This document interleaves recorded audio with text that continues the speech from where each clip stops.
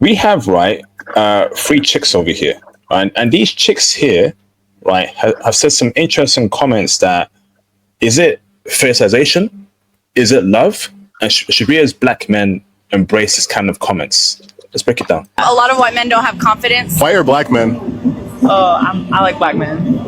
Should have black men. If it ain't dark, there ain't no spark. What?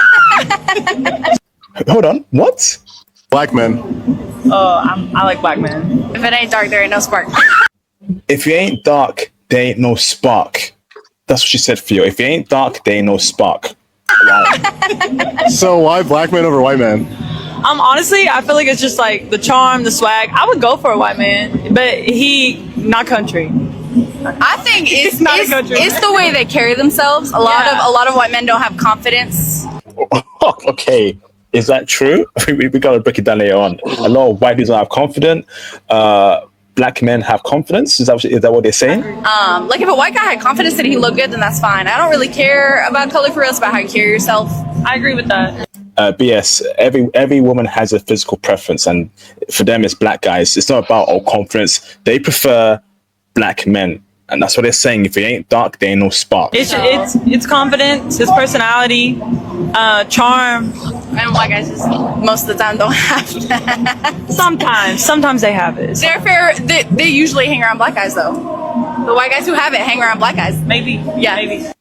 Wow. Theo, that is a very, very interesting comment there. The first part where she says, if it ain't dark, there ain't no spark.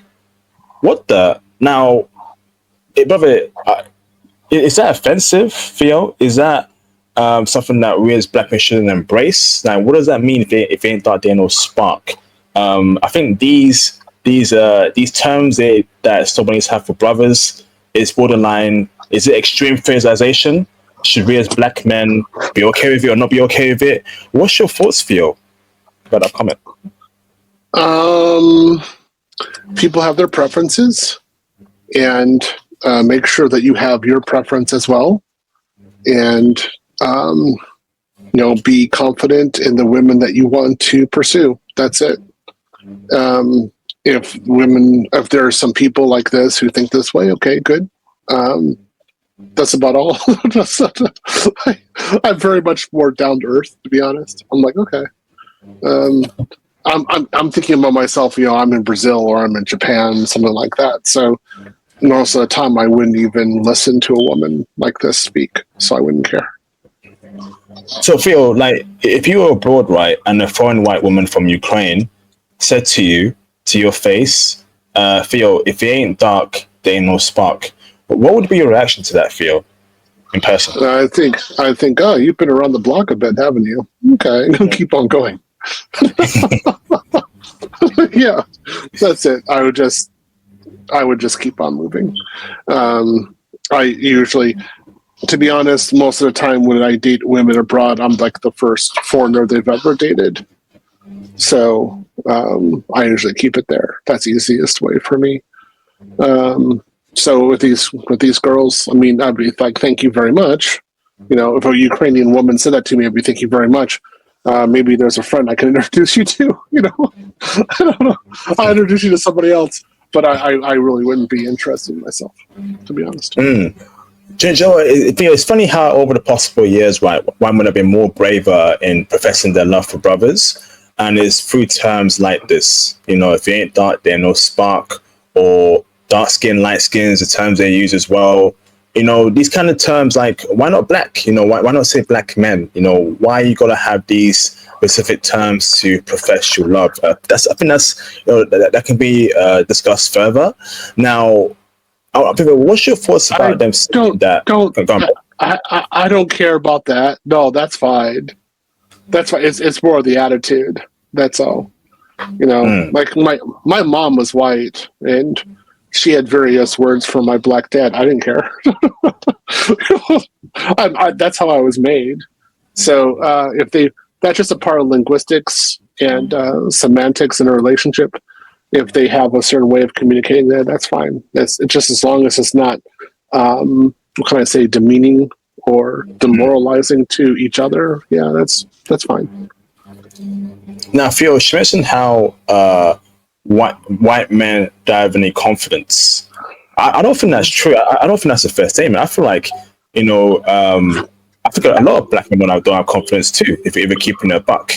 You know, the idea that, you know, black men are some sort of, you know, smooth talking dudes, all black men are, is false. A lot of black men are struggling, right, to get women in the West, let's keep it a buck, and white men too.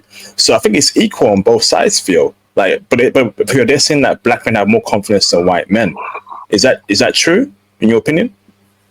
I don't know. Yeah, it's not something I'm concerned about. I'm more concerned about if I'm in a market, who do I like? Are these the kind of women that I want to be with? Do I fit the requirements that they're looking for? So am I in the kind of sphere of the kind of guy they would like to have?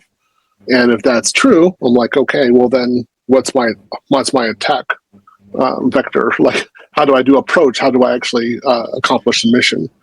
I'm not really thinking about the other guys at all. What they're doing or anything, I don't care about.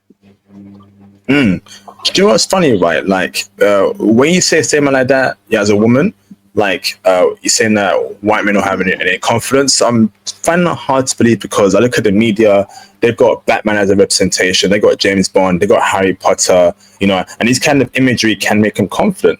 We as black men don't even have that kind of imagery. In fact, there's a movie called F1 that came out last week or 2 weeks ago. And I think that's the first time in a long time where we see a main black character that's cool, smooth talking. A lot of ladies love him in the global stage. That can help boost black men's confidence. But those films are too far and in between.